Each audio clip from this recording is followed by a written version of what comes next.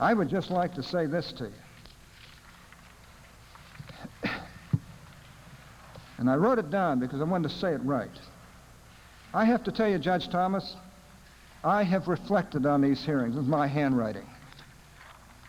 And what's unfolded this past week is terrible. One of the things that I find most ironic is that many have tried to turn this issue into a referendum on sexual harassment. Well, let me say, this is not a referendum on sexual harassment. We all deplore sexual harassment. We all deplore the type of conduct articulated here by Professor Hill. But the most ironic thing to me is, it's easy for us on this committee to say that we deplore sexual harassment. And many on this committee have said it in the past and during these proceedings and before the media. But you, Judge Thomas, you've spent your career doing something about it. A heck of a lot more than deploring sexual harassment. You and your people at the EEOC have been directly involved and have done a lot about it, and I know that. Because along with Senator Kennedy and the other members of the Labor Committee, we oversee what you do. Now, the memo that you issued to the EEOC on sexual harassment, this emphasizes the importance of an earlier EEOC order issued shortly before your arrival at the agency, and that memo stated in unequivocal terms that sexual harassment is illegal.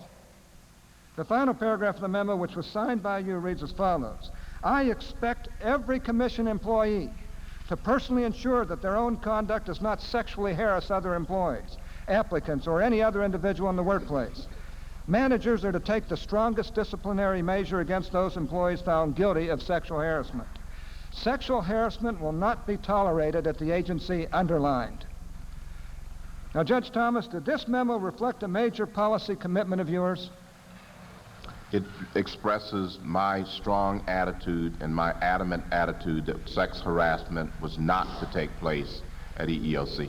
Judge Thomas, I also have a copy of an EEOC plan for the prevention of sexual harassment issued in 1987 while you were chairman of the Equal Employment Opportunity Commission, which clearly states that sexual harassment includes, quote, unwelcome sexual teasing, jokes, remarks, or questions, unquote. Now, is this consistent with the views that you personally have believed in and abided by during your lifetime? Yes. Or certainly in these last 10 or 11 years? Yes, Senator. Which are the years in question. Was sexual harassment tolerated within the EEOC by you as chairman or while you were chairman? Absolutely not. Did you make clear your views to those who were around you and who were working with you on sexual harassment? Yes, on many occasions. I would like just to bring up briefly to ask you what your experience was in handling sexual harassment charges within the EEOC itself while you were the chairman of the EEOC. I realize that most of the relevant information is contained in confidential employee files, but a few general questions would be in order at this point, and you've been asked about this already, but this, I think, needs to be clarified. There were a number of such charges brought and processed within the EEOC while you were there, were there not? That's right, Senator. And these... Excuse me, just to interrupt, not for your time.